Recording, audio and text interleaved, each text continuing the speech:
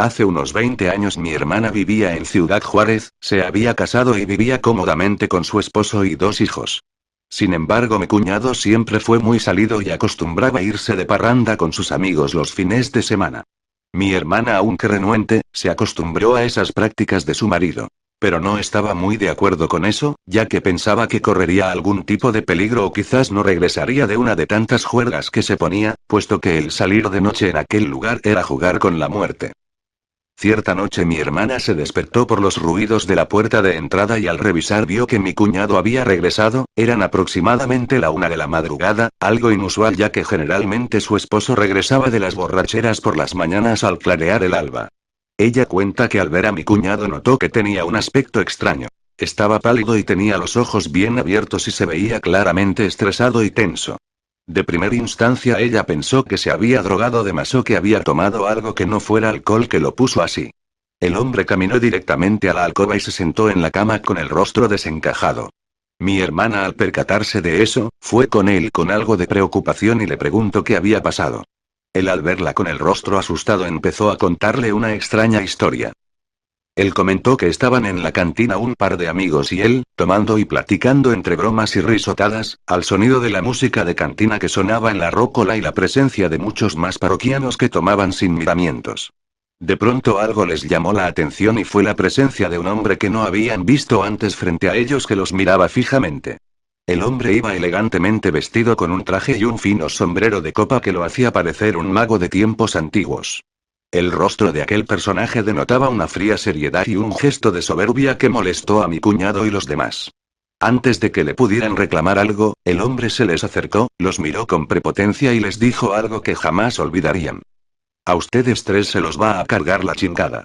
Después de decir esto, el hombre caminó hacia la salida y se retiró del lugar.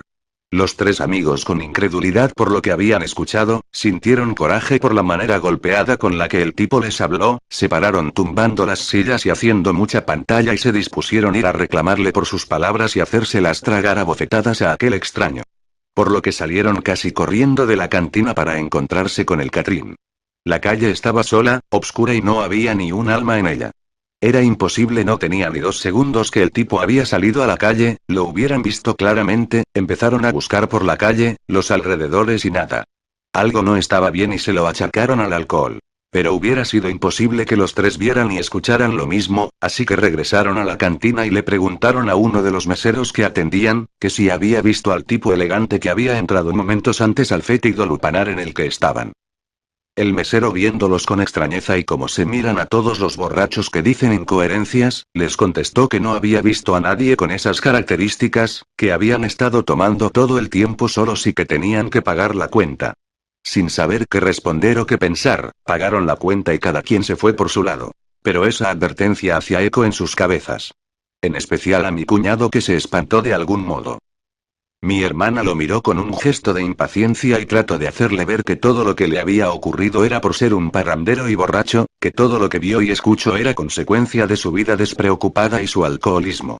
Sin mediar más, ambos se acostaron y del suceso poco a poco se fueron olvidando. Luego de un tiempo toda la familia de mi hermana regresó a Guanajuato, de donde originalmente eran. Y su vida transcurrió sin problemas hasta 2 años después de que mi cuñado recibiera esa advertencia.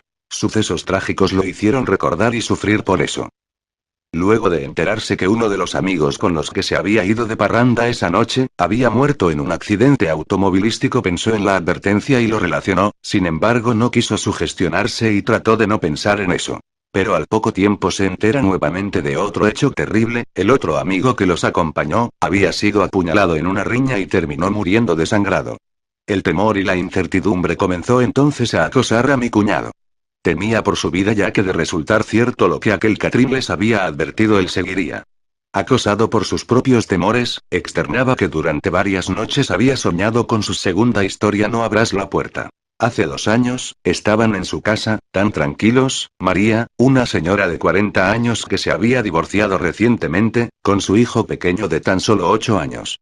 Como era de costumbre, María se tenía que ir todas las noches a trabajar, debido a que era una mujer con muchas responsabilidades, tanto en su trabajo como en su casa. Pero aquel día sería muy diferente al resto de los demás. Ya que, cuando se encontraban cenando, vieron en las noticias que un asesino en serie, muy peligroso y agresivo, había escapado del centro penitenciario de la ciudad. Lo más grave de la noticia no era que este interno hubiese escapado, lo peor era que había sido visto pocas manzanas cercanas del hogar de la familia. Esto provocó la incertidumbre de María, que al irse al trabajo tenía que dejar a su hijo solo en casa. María, para prevenir desgracias, cerró las ventanas, puertas, y le explicó lo siguiente a su hijo. No abras ninguna ventana ni las puertas. Aunque llevo las llaves, por si ocurre algo, yo llamaré 3 veces seguidas al timbre o simplemente me reconocerás por la voz y entonces sabrás que soy yo. Llegado el momento, María se fue a trabajar y dejó a su hijo solo. Este, lleno de miedo, cerró la puerta a cal y canto y se puso a ver la tele para relajar la mente. Al cabo de rato, el chico ya estaba dormido cuando de pronto llaman a la puerta.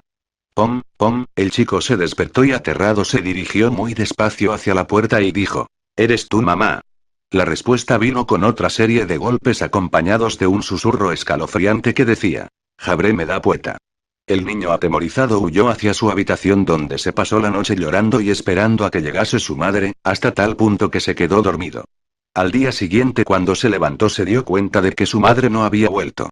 Y aún con miedo se dirigió a la puerta que conducía a la salida de la casa y se encontró a su madre con las piernas cortadas, por lo que no pudo llegar al timbre, la lengua cortada, por lo que no le pudo reconocer la voz, y totalmente ensangrentada.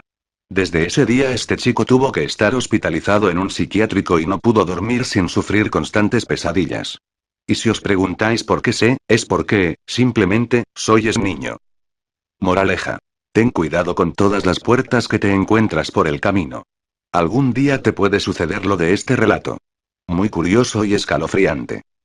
Amigos, y que estos le advertían que él seguiría. Siempre los veía como un par de muertos inexpresivos y afectados por las heridas con las que habían muerto. No quería pensar en eso. Pero irremediablemente el destino le alcanzó tiempo después. Empezó a enfermar y cada vez su salud empeoraba. Lo más extraño que llegó a decir era que un perro negro con ojos llameantes y violentos merodeaba a las afueras de su casa y se asomaba a través de la ventana como esperando a que él muriera para llevárselo, y que en otras ocasiones era despertado por los saltos que daban un par de niños siniestros que lo pisoteaban y lo molestaban para que sintiera más dolor y una desesperación por querer morirse para librarse a ese sufrimiento.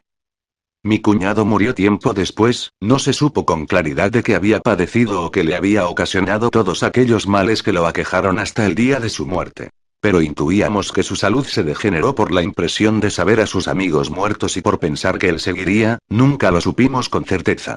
Pero de que fueron horribles todos esos sucesos, lo fueron. Vamos con la tercera historia. La niñera. Cuenta la historia de una mujer que llegó sorpresivamente a la ciudad. Alta, pálida y sonriente. Buscaba trabajo para poder sobrevivir, estaba escapando de una gran hambruna y pobreza de su tierra natal. Llegó a la casa de los Wilson. Una familia muy adinerada que vio que la muchacha tenía pinta de ser de confianza. La contrataron y ella cuidaba de sus 4 hijos.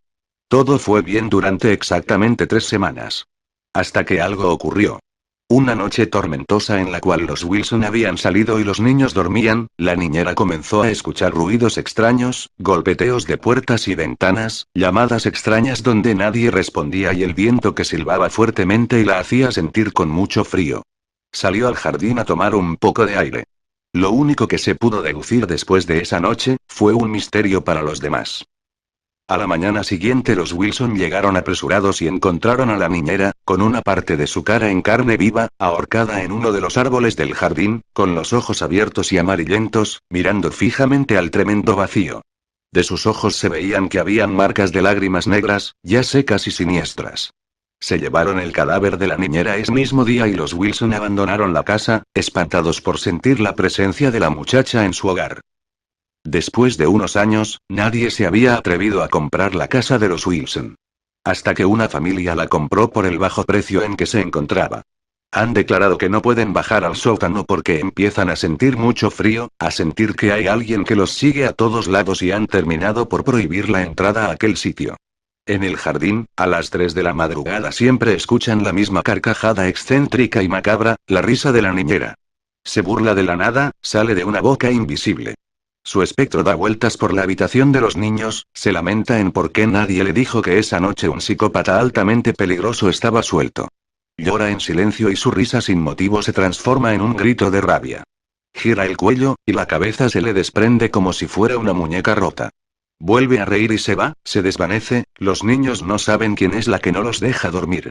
Pero ¿qué se puede hacer? La niñera siempre busca a quien observar, alguna persona a quien espantar. Ya no le queda nada en este mundo.